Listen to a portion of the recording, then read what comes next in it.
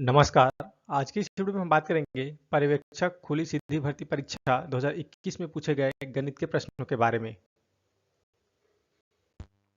किसी माल का 2/3 भाग 5% लाभ पर बेचा गया और बचा हुआ 2% हानि पर बेचा गया।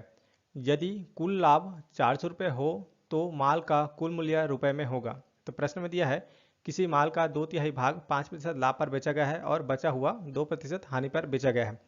तो मान लेते हैं कुल माल 100 है और 100 का 2/3 भाग जो है उसे 5% लाभ पर बेचा गया है और 100 में यदि 100/3 घटा देंगे तो बचा हुआ माल निकल जाएगा। तो 100 ऋण 2 करेंगे तो यह हो जाएगा 100/3। 100/3 भाग को 2% हानि पर बेचा गया है। तो 2 को 5% लाभ पर बेचा गया है तो इस जगह लाभ बराबर 2 को 5% लाभ पर बेचा गया है। प्रतिशत को बटे 100 में कर देंगे तो यह हो जाएगा 2 को 5/100 तो यह हो जाएगा 5 एकम 5 और 20 पंचे 100, 2 एकम 2, 2 ढाई 20, यहाँ पर 10 बचा है तो इधर हो जाएगा 10 या 30। तो यह हो जाएगा 1/30 के बराबर। इसी तरह से हानि, तो 1/3 भाग को 2% हानि पर बेचा गया है तो यह हो जाएगा हानि बराबर 1/3 का 2%। प्रतिशत को बटे 100 कर देंगे तो यह हो जाएगा 1/3 2/100 हो जाएगा 2 एकम 2, 2 50 100 और 50 दिया 150 तो 100/150। प्रश्न में दिया है यदि कुल लाभ 400 रुपये हो तो माल का कुल मूल्य होगा, यही पूछा है। तो कुल लाभ दिया है 400, मतलब यह हो जाएगा लाभ ऋण हानि बराबर कुल लाभ हो रहा है। यहाँ पर लाभ निकाले हैं 100/30 और हानि निकाले हैं 100/150। तो यहाँ पर मान रख देंगे लाभ ऋण हानि बराबर कुल लाभ है 400। तो ये हो जाएगा 100/30 ऋण 100/150 बराबर 400। 30 और 150 का लघुत्तम समापन होगा 150, तो इसे इस तरह से लिख सकते हैं 5 या 15 मतलब 5x ऋण 100/150। अब ये 150 इस साइड जाएगा 400 से गुना हो जाएगा और 5x ऋण 1 से करेंगे तो बचेगा 4x। तो ये हो जाएगा 4x बराबर 400 गुना 150। इसे इस तरह से लिख सकते हैं, ये 4 इस साइड जाकर भाग में चला जाएगा तो 1 बराबर 400 गुना 150/4 हो जाएगा, 4 एकम 4, अब 4 एकम 4 मतलब यहाँ पर 100 बचेगा और 150 गुना 100 करेंगे तो ये हो जाएगा 1 बराबर 15,000। इस तरह से तो माल का कुल मूल्य होगा वो है ऑप्शन बी 15,000 रुपये। अगला प्रश्न है, गौरव ने अंकित मूल्य पर 20% का डिस्काउंट छूट काटने के पश्चात 10% अतिरिक्त छूट के साथ एक सूटकेस खरीदा। यदि अंकित मूल्य 1400 रुपये है तो उसने सूटकेस किस मूल्य में खरीदा। तो प्रश्न बोला है कि अंकित मूल्य पर 20% का डिस्काउंट छूट काटने के पश्चात 10% अतिरिक्त छूट के साथ एक सूटकेस खरीदा है और अंकित मूल्य दिया है 1400 रुपये। तो 1400 रुपये में पहले तो 20% का डिस्काउंट दिया गया है तो मतलब उसका मूल्य हो जाएगा 80% में खरीदा है। उसके बाद बोला है कि डिस्काउंट छूट के काटने के पश्चात 10% का अतिरिक्त छूट दिया गया है तो इतने में और 10% का छूट दिया है मतलब ये 90% में खरीदेगा, मतलब इतने का 90%। तो इसे प्रतिशत को बटे 100 में कर देंगे तो ये हो जाएगा 1400 गुना 80/100 गुना 90/100। ये देखिए ऊपर में 1 2 3 4 शून्य है और नीचे में 4 शून्य है तो ये ऊपर का 4 शून्य और नीचे का 4 शून्य कट गया तो बचा क्या 14 गुना 8 गुना 9। 14 गुना 8 गुना 9 करेंगे तो ये हो जाएगा 1008 के बराबर है। इस तरह से इसका सही आंसर है वो है ऑप्शन ए 1008। अगला प्रश्न है, एक कमरा चौड़ाई से आधा अधिक लंबा है। कमरे में कारपेट बिछाने की कीमत 5 रुपये प्रति वर्ग मीटर के हिसाब से 270 रुपये है। चार दीवारों पर 10 रुपये प्रति वर्ग मीटर के हिसाब से पेपर चिपकाने की कीमत 1720 रुपये है। यदि एक दरवाजा और दो खिड़की 8 वर्ग मीटर जगह घेरते हैं तो कमरे की नाप लंबाई गुना चौड़ाई गुना ऊंचाई में होगी। प्रश्न में दिया है एक कमरा चौड़ाई से आधा अधिक लंबा है, मान लेते चौड़ाई 100 है तो लंबाई हो जाएगा चौड़ाई से आधा अधिक लंबा है तो लंबाई बराबर हो जाएगा 1 से धन ये आधा कर देंगे 1/2 तो लंबाई बराबर हो जाएगा 3 और बोला है कमरे में कारपेट बिछाने की कीमत 5 रुपये प्रति वर्ग मीटर के हिसाब से 270 रुपये है। तो कारपेट का क्षेत्रफल हो जाएगा लंबाई गुनी चौड़ाई और प्रति वर्ग मीटर दिया है 5 रुपये तो उसे गुना कर देंगे तो ये हो जाएगा लंबाई गुना चौड़ाई। तो लंबाई दिया है 3x/2 और चौड़ाई है 1 3x/2 गुना चौड़ाई और 5 रुपये प्रति वर्ग मीटर के हिसाब से तो गुना 5 कर देंगे बराबर किसके है 270 के। प्रश्न में दिया है 270 रुपये है तो ये 1 से और 1 से ये हो जाएगा एक्स स्क्वायर, ये इस तरह से लिख सकते हैं इसे और एक्स स्क्वायर और ये 270 में बटे 5 और 3 भी बटे 5 में जाएगा और 2 270 से गुना हो जाएगा, इस तरह से हो जाएगा। अब इतना को हल करेंगे तो ये हो जाएगा x वर्ग बराबर 36। देखिए दो एक 3 एकम 3 और 3 नियम 27, मतलब यहाँ 90 बचा, और ये हो जाएगा 18 पंचे 90 और 18 दूनी 36। इस तरह से एक्स स्क्वायर बराबर 36। 36 जो है 6 का वर्ग है, तो यह हो जाएगा एक्स बराबर 6। प्रश्न में देखिए, 4 दीवारों पर 10 रुपये प्रति वर्ग मीटर के हिसाब से पेपर चिपकाने की कीमत 1720 रुपये है। तो यहाँ पर एक्स का मान निकालें अभी। तो चौड़ाई है एक्स, मतलब चौड़ाई हो जाएगा ये 6 मीटर और लंबाई हो जाएगा ये 6 और प्लस आधा कर देंगे, मतलब 3, 6 3 9। तो इस तरह से लंबाई बराबर हो जाएगा ये 9 मीटर। अब प्रश्न में बोला है 4 दीवारों पर 10 रुपये प्रति वर्ग मीटर के हिसाब से पेपर चिपकाने की कीमत 1720 रुपये है। तो 4 दीवार को क्षेत्रफल होता है 2 गुना लंबाई धन चौड़ाई गुना ऊंचाई। तो इसमें क्या घटा देंगे, ये यदि एक दरवाजा और 2 खिड़की 8 वर्ग मीटर की जगह घेरते हैं, तो यहाँ बस ये -8 कर दिए हैं, क्योंकि यहाँ बस पेपर नहीं चिपकाना है दरवाजा और खिड़की में। और यहाँ गुना 10 इसलिए किए हैं क्योंकि प्रश्न में दिया 4 दीवार पर 10 रुपये प्रति वर्ग मीटर हिसाब से पेपर चिपकाने की कीमत है, और कीमत है टोटल 1720 रुपये। यहाँ एल जो है लंबाई है और बी जो है चौड़ाई है और एच जो है ऊंचाई है। यहाँ पर सभी ऊंचाई निकालना है, लंबाई निकाल लिए हैं 9 मीटर, चौड़ाई निकाले हैं 6। तो यहाँ पर मान रख देंगे, एल की जगह 9 और बी की जगह रख देंगे 6। तो ये हो जाएगा 2 गुना 9 धन 6 एच ऋण 8 गुना 10 बराबर 1720। ये 1 शून्य यहाँ कट जाएगा, तो ये हो जाएगा 9 6 15, 15 दूनी 30, 30 एच माइनस 8 बराबर 172। ये 8 इस साइड चल जाएगा तो प्लस में हो जाएगा। इस तरह से 30 एच बराबर 172 में 8 जोड़ेंगे तो हो जाएगा यहाँ पास 180। 1 शून्य कर दिया और 3 6 का 18। इस तरह से एच बराबर हो जाएगा 6 मीटर। प्रश्न में पूछा है तो कमरे की नाप लंबाई गुना चौड़ाई गुना ऊंचाई में होगी। तो लंबाई निकाले हैं 9 मीटर, चौड़ाई निकाले हैं 6 मीटर और ऊंचाई यहाँ पर निकाले 6 मीटर, जो कि ऑप्शन ए में दिया गया है। अगला प्रश्न है, 3 टंकियों के आयतन का अनुपात 3:4:5 है। उनमें दूध और पानी का मिश्रण भरा है। उन मिश्रणों में दूध और पानी का अनुपात क्रमशः 4:1, 3:1 और 5:2 है। इन 3 टंकियों का मिश्रण चौथी टंकी में डाला गया, तो चौथी टंकी में दूध और पानी का अनुपात होगा। तो 3 टंकियां हैं जिसका आयतन का अनुपात है 3:4:5। मान लेते हैं पहली टंकी का आयतन है 3x, तो दूसरी टंकी का अनुपात के अनुसार हो जाएगा ये 4x आयतन, और तीसरी टंकी का आयतन हो जाएगा ये 5x। प्रश्न में दिया है पहली टंकी में दूध और पानी का अनुपात है वो 4:1 है, मतलब कुछ 4 और 1 5 में कुल 5 भाग में 4 भाग जो है वो दूध है और 1 भाग पानी है। तो दूध हो जाएगा ये, मान लेते हैं मिल्क है, तो दूध की मात्रा है 4/5 गुना 3x, तो हो जाएगा 4 12/5, मतलब 12x/5 जो है वो पहली टंकी में दूध है। इसी तरह से पानी निकाल लेंगे तो कुल 5 भाग में 1 भाग जो है वो पानी है। तो इस तरह से W जो है वाटर मतलब पानी, तो 1/5 गुना 3x, तो ये हो जाएगा 3x/5। इसी तरह से दूसरी टंकी में देखते हैं। दूसरी टंकी में दूध और पानी का मिश्रण है वो 3:1 में है, मतलब 3 और 1 4, 4 भाग में 3 भाग जो है वो दूध है और 1 भाग जो है पानी है। तो चौथी टंकी में दूध की मात्रा है वो है m, मतलब मिल्क दूध 3/4 गुना 4x, तो हो जाएगा 4 कम 4 और ये 4 ये कट गया, तो हो जाएगा बचा क्या 3x। इस तरह से दूसरी टंकी में 3x जो मात्रा है वो दूध की है और पानी का निकालेंगे तो 4 भाग में 1 भाग पानी है, तो इस तरह से हो जाएगा वाटर की मात्रा 1/4 गुना 4, तो ये 4 और 4 कट गया, तो यहाँ बस बचा पानी की मात्रा x। तीसरी टंकी में चलते हैं। तो तीसरी टंकी में दूध और पानी का मिश्रण है वो 5:2 में है, मतलब 5 और 2 7, तो 7 भाग में जो 5 भाग जो है वो दूध है और 2 भाग पानी है। इस तरह से तीसरी टंकी में m मिल्क मतलब 5/7 गुना 5 करेंगे तो ये दूध की मात्रा है, तो ये 5 पंचे 25/7, मतलब 25x/7 दूध की मात्रा है, और पानी की मात्रा में मतलब 2 भाग, मतलब कुल 7 भाग में 2 भाग पानी है। तो ये इस तरह से हो जाएगा पानी 2/7 गुना 5x, 5x जो टंकी का आयतन है। इस तरह से हो जाएगा 5 दूनी 10x/7। अब प्रश्न में बोला है इन 3 टंकियों का मिश्रण, इन 3 टंकियों के मिश्रण को चौथी टंकी में डाला गया, तो चौथी टंकी में दूध और पानी का अनुपात होगा।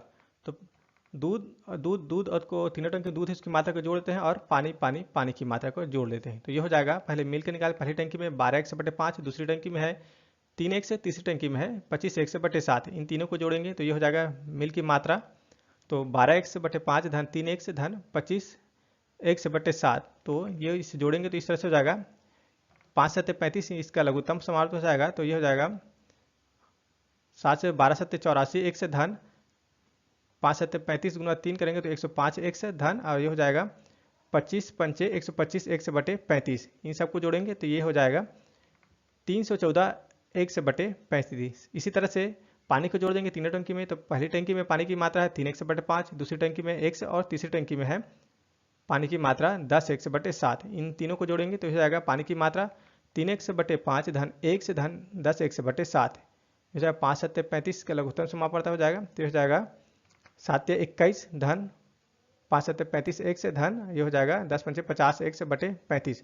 इसको जोड़ेंगे 21 x धन 35 x धन 50 x को, तो हो जाएगा 106 x/35। अब प्रश्न पूछा है तो अभी इन मिश्रण को चौथी टंकी में डाला गया है।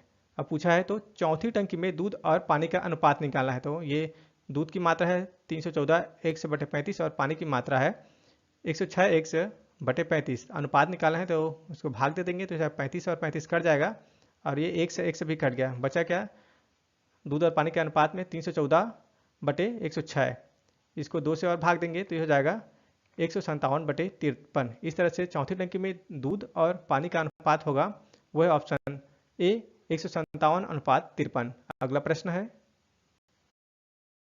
वह अनुपात क्या होगा जिनका अंतर 40 है और मान 2/7 है। तो अनुपात हो जाएगा 1/1 धन 40 बराबर 2/7 के, क्योंकि प्रश्न में दिया है अंतर 40 है, तो मान लेते पहली संख्या 1 है तो दूसरी संख्या हो जाएगी 1 से धन 40, इन दोनों का अंतर हो जाएगा 40 के बराबर। मान दिया है 2/7 के, 7 इससे गुना हो जाएगा 1 से, और 1 से धन 40 इस 2 से गुना हो जाएगा, तो ये हो जाएगा 7x बराबर 2x से धन 40 दूनी 80। अब ये 2x इस साइड जाके माइनस में हो जाएगा, तो 7x से 2x से घटाएंगे तो बचेगा 5x है, तो 5x बराबर 80, 5 इस साइड भाग में हो जाएगा, इस तरह से x बराबर 80/5। अब हो जाएगा 5 एकम 5 और 16 पंचे 80, इस तरह से x बराबर 16 हो जाएगा। अब प्रश्न पूछा है अनुपात, तो अनुपात क्या है 1/1 से धन 40, 1 का मान निकालें 16, तो 1 ऊपर में हो जाएगा 16 और नीचे में हो जाएगा 1 से धन 40, तो 16 धन 40 करेंगे 56। इस तरह से वह अनुपात होगा 16:56, जो कि ऑप्शन सी में दिया गया है। अगला प्रश्न है, एक मोटर यात्री 150 किलोमीटर की दूरी 50 किलोमीटर प्रति घंटा की औसत चाल से तय करता है और वापस 30 किलोमीटर प्रति घंटा की चाल से समान दूरी तय करता है। उसकी पूरी यात्रा की औसत चाल किलोमीटर प्रति घंटा में होगी। तो औसत चाल का फार्मूला होता है 2xy/x+y। यहाँ पर x है 50 किलोमीटर प्रति घंटा और y जो है वो 30 किलोमीटर प्रति घंटा है, तो मान रख देंगे तो औसत चाल बराबर हो जाएगा 2 × 50 × 30/50 धन 30। 50 धन 30 करेंगे तो 80 हो जाएगा। इस तरह से 2 × 50 × 30/80, यहाँ पर एक शून्य कट गया, और 2 एकम 2, 2 चौक 8, और यह 5 3 15 मतलब 150। इस तरह से औसत चाल बराबर 150/4। ऐसे फिर से हल करेंगे, मतलब 150 को 4 से भाग देंगे तो हो जाएगा 37.5 किलोमीटर प्रति घंटा। इस तरह से उसकी पूरी यात्रा की औसत चाल किलोमीटर प्रति घंटा में होगी 37.5 किलोमीटर प्रति घंटा, जो कि ऑप्शन ए में दिया गया है। अगला प्रश्न है, यदि दो संख्याओं का योग 55 है और उनका महत्तम समापवर्तक एवं लघुत्तम समापवर्तक क्रमशः 5 और 120 है, तो उन संख्याओं के व्युत्क्रमों का योग होगा। मान लेते हैं पहली संख्या a है और दूसरी संख्या b है। प्रश्न बोला है दो संख्याओं का योग 55 है, तो a + b बराबर हो जाएगा 55, और दो संख्याओं का गुणनफल बराबर होता है उनके लघुत्तम समापवर्तक और महत्तम समापवर्तक के गुणनफल के बराबर। तो यह हो जाएगा a × b बराबर लघुत्तम समापवर्तक गुना उन संख्याओं का महत्तम समापवर्तक। तो प्रश्न में दिया है लघुत्तम समापवर्तक 120 और महत्तम समापवर्तक 5, तो यहाँ पास मार्क नहीं, तो हो जाएगा a × b बराबर 120 × 5। अब प्रश्न में पूछा है तो उन संख्याओं के व्युत्क्रमों का योग क्या होगा। तो पहली संख्या a है, दूसरी संख्या b है, और उसके व्युत्क्रमों का योग पूछा है, तो 1/a धन 1/b इसका मान पूछा है। तो इसे आगे इस तरह से लिख सकते हैं a धन b/ab। अब यहाँ पास प्रश्न से हम निकाले हैं a धन b बराबर 55 और a × b बराबर 120 × 5 निकाले हैं, तो यहाँ पास रख देंगे a धन b की जगह 55 और a b की जगह रख देंगे 120 × 5, तो ये हो जाएगा 55/120 × 5। तो अब काट देंगे यहाँ पास 5 एकम 5 और 11 पंचे 55, इस तरह से हो जाएगा 11/120। यही पूछा है तो उन संख्याओं के व्युत्क्रमों का योग क्या है। तो व्युत्क्रमों का योग यहाँ पास निकाले हैं 11/120, जो कि ऑप्शन बी में दिया गया है। अगला प्रश्न है, 4 अलग विद्युत उपकरण प्रत्येक 30 मिनट, 1 घंटा, 1.5 घंटा तथा 1 घंटा 45 मिनट के अंतराल पर क्रमशः सीटी बजाते हैं। यदि दोपहर 12 बजे सभी एक साथ सीटी बजाए तो अगली बार एक साथ कितने बजे सीटी बजाएंगे? तो प्रश्न में दिया है 4 अलग विद्युत उपकरण प्रत्येक 30 मिनट, 1 घंटा मतलब 60 मिनट, 1.5 घंटा मतलब 60 प्लस 30 90 मिनट और 1 घंटा 45 मिनट मतलब 60 प्लस 45 105 मिनट के अंतराल पर क्रमशः सीटी बजाते हैं। यदि दोपहर 12 बजे सभी एक साथ सीटी बजाएं तो अगली बार एक साथ कितने बजे सीटी बजाएंगे? तो इस तरह के प्रश्न को हल करने के लिए इन चारों को लघुत्तम समावर्तन निकालेंगे। तो 30, 60, 90 और 105 इन चारों को लघुत्तम समावर्तन निकालेंगे तो ये हो जाएगा 1260 के बराबर। ये मिनट में है, इसे घंटा में बदलने के लिए 60 से भाग देंगे तो हो जाएगा 1260 बटे 60। तो एक शून्य कट गया, 6 दूनी 12 और 6 कम 1 मतलब ये हो जाएगा 21 घंटा। यदि दोपहर 12 बजे ये सभी एक साथ सीटी बजाए तो अगली बार एक साथ ये दोपहर 12 बजे प्लस 21 घंटा जोड़ देंगे तो ये अगली बार एक साथ सीटी बजाएंगे। तो दोपहर 12 बजे प्लस 21 घंटा जोड़ेंगे तो हो जाएगा सुबह के 9 बजे आएगा। इस तरह से 12 प्लस 21 मतलब ये अगले दिन सुबह 9 बजे 9 AM को सीटी बजाएंगे, जो कि ऑप्शन बी में दिया गया है। अगला प्रश्न है, किसी संस्थान का विद्युत बिल आंशिक रूप से नियत तथा आंशिक रूप से विद्युत इकाई के खर्च पर निर्भर था। किसी महीने में 540 इकाई खर्च होने पर बिल 1800 रुपये हुआ, दूसरे महीने में 620 इकाई खर्च होने पर बिल 2040 रुपये हुआ। यदि किसी अन्य महीने में 500 इकाई खर्च हुआ तो उस महीने का बिल होगा। तो प्रश्न बोला है कि विद्युत बिल जो है वो एक नियत फिक्स्ड मान लेते हैं 100 रुपये है और 1 यूनिट का खर्च है वो वाई है, मतलब जो इकाई यूनिट खर्चा है 1 यूनिट का खर्च है वो वाई रुपये है। और तो प्रश्नानुसार 540 यूनिट खर्च होने पर बिल 1800 रुपये है। तो 540 यूनिट खर्च हुआ, उस महीने का बिल है 1800 रुपये। जगह 540 1 यूनिट का खर्च है वाई और प्लस फिक्स जो अमाउंट है 1 से, ये जोड़ के कितना हुआ 1800 रुपये बिल आया। इसी तरह से दूसरे महीने में 620 यूनिट खर्च होने पर बिल 2040 रुपये है। तो यह हो जाएगा 620 1 यूनिट का खर्चा है वाई धन ये फिक्स अमाउंट है 1 से बराबर कितना है 240 रुपये बिजली का बिल आया है। मान लेते हैं ऊपर वाले को समीकरण 1 और नीचे वाले को मान लेते हैं ये समीकरण 2। समीकरण 2 में समीकरण 1 को घटाने पर यह हो जाएगा 620 वाई ऋण ये 540 वाई धन x ऋण x बराबर ये 2040 ऋण 1800 के। तो 620 वाई ऋण 540 वाई करेंगे तो यहाँ पास बचेगा 80 वाई और 1 से घट गया। उसके बाद यहाँ पर देखिए 2040 ऋण 1800 तो बचेगा कितना 240 के, 1 शून्य कट गया और 8 या 24 तो y बराबर हो जाएगा 3। अब इस y बराबर 3 के मान को समीकरण 1 में रखेंगे। 540 y धन x बराबर 1800, यहाँ पर y की जगह 3 रख दें तो यह हो जाएगा 540 गुना 3 धन x बराबर 1800। 540 गुना 3 करेंगे तो हो जाएगा 1620 धन x बराबर 1800। अब ये 1620 जो है इस साइड जाएगा तो माइनस हो जाएगा 1800 से। तो इस तरह से एक से बराबर हो जाएगा 1800 ऋण 1620। तो 1800 में 1620 घटाएंगे तो बचेगा कितना 180 रुपया। जो 180 रुपया है वो फिक्स्ड अमाउंट है। अब प्रश्न में पूछा है यदि किसी अन्य महीने में 500 यूनिट खर्च हुआ तो उस महीने का बिल क्या होगा? तो 500 यूनिट में 1 यूनिट का खर्चा जो है वाई, तो इस तरह से 500 गुना वाई धन ये फिक्स है 100 रुपये। तो वाई का मान निकाल है 3 और x का मान निकाल है 180, यहाँ पास मान रख देंगे तो इस तरह से 500 गुना 3 धन 180 ये 5 या 1500 और 1500 में 180 जोड़ेंगे तो हो जाएगा 1680 के बराबर। इस तरह से उस महीने का बिल होगा 1680 रुपये, जो कि ऑप्शन सी में दिया गया है। अगला प्रश्न है, एक वस्तु x का भाव प्रति वर्ष 40 पैसे बढ़ता है जबकि वस्तु y का भाव प्रति वर्ष 15 पैसे बढ़ता है। यदि वर्ष 2001 में वस्तु x का भाव 4 रुपये 20 पैसे था और वस्तु y का भाव 6 रुपये 30 पैसे था, तो किस वर्ष वस्तु x का भाव वस्तु y से 40 पैसे अधिक होगा? तो वस्तु x है और एक वस्तु y है। वस्तु x का भाव प्रति वर्ष 40 पैसे में बढ़ता है और वस्तु y का भाव प्रति वर्ष 15 पैसे बढ़ता है। 2001 में वस्तु x का मूल्य है वो 4 रुपये 20 पैसे और 2001 में वस्तु y का मूल्य है वो 6 रुपये 30 पैसे। मान लेते 10 साल बाद मतलब 2001 के बाद 10 साल बाद भाव देखेंगे तो जो 2011 में तो वस्तु x से जो है वो 40 पैसे प्रति वर्ष बढ़ रहा है। तो 10 साल बाद मतलब ये 2001 में 40 पैसे तो 10 साल बाद मतलब ये 400 पैसे हो जाएगा, मतलब 4 रुपये के बराबर। तो 10 साल बाद जो हो जाएगा वस्तु x का मूल्य 4 रुपये 20 पैसे प्लस 4 रुपये इसमें जो और जोड़ देंगे। इसी तरह से वस्तु y जो कि 15 पैसे प्रति वर्ष बढ़ता है, तो 10 साल बाद ये कितना बढ़ जाएगा? 15 पैसे 10 साल मतलब ₹1.50। इस तरह से ये ₹6.30 में प्लस ₹1.50 और बढ़ जाएगा 10 साल बाद।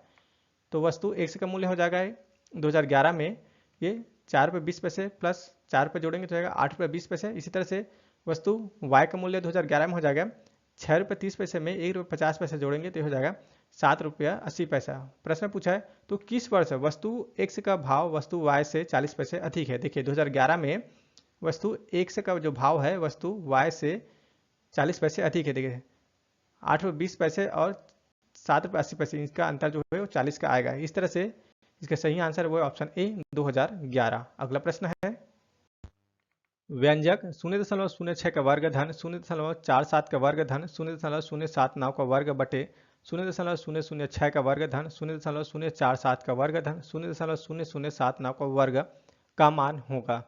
तो प्रश्न देखिए यहाँ दशमलव के बाद दो संख्या है 0.06 और नीचे में देखिए इसके बटे में 0.006, मतलब यहाँ दशमलव के बाद तीन संख्या है। इसी तरह से देखिए ऊपर में 0.47 दशमलव के बाद दो संख्या है और नीचे में 0.047 दशमलव के बाद तीन संख्या है। इसी तरह इसमें देखिए 0.079 में मतलब दशमलव के बाद तीन संख्या और नीचे में लिखा है 0.0079 मतलब दशमलव के बाद चार संख्या है। यदि हम इसे दशमलव के बाद दो संख्या और यहाँ पास ये दशमलव के बाद तीन संख्या कर देंगे तो ये ऊपर और नीचे कट जाएगा। तो इसके लिए हम इसे 10 से गुना कर देंगे और 10 से भाग देंगे। इस तरह से देखिए यहाँ पास दोनों को बराबर करने के लिए हम 10 से यहाँ पास ये गुना किए हैं और 10 से भाग किए हैं। इसमें भी 10 से गुना किए हैं और 10 से भाग किए हैं। इसी तरह से इसमें भी 10 से गुना किया और 10 से भाग करेंगे। 10 से गुना करेंगे तो हो जाएगा दशमलव के बाद दो संख्या, इसमें भी दशमलव के बाद दो संख्या और इसके में भी 10 से गुना करेंगे तो हो जाएगा दशमलव के बाद तीन संख्या। और सबके नीचे में बचेगा यहाँ पास ये वर्ग है तो ये 10 का वर्ग बचेगा, नीचे इसमें भी 10 का वर्ग बचेगा, इसमें भी 10 का वर्ग। और तीनों से 10 का वर्ग कॉमन ले लेंगे तो ये 100 हो जाएगा, मतलब 10 का वर्ग मतलब 100, तो ये 100 ऊपर में यहाँ पास गुना हो जाएगा। ये इस तरह से हो जाएगा 0.06 का वर्ग धन 0.47 का वर्ग धन 0.079 का वर्ग बटे 0.06 का वर्ग धन 0.47 का वर्ग धन 0.079 का वर्ग। यहाँ पर सब कॉमन निकाले हैं, 10 का वर्ग मतलब 10 का वर्ग बराबर 100 होता है, तो 100 कॉमन निकाला, ये ऊपर में जाके गुना हो गया 100।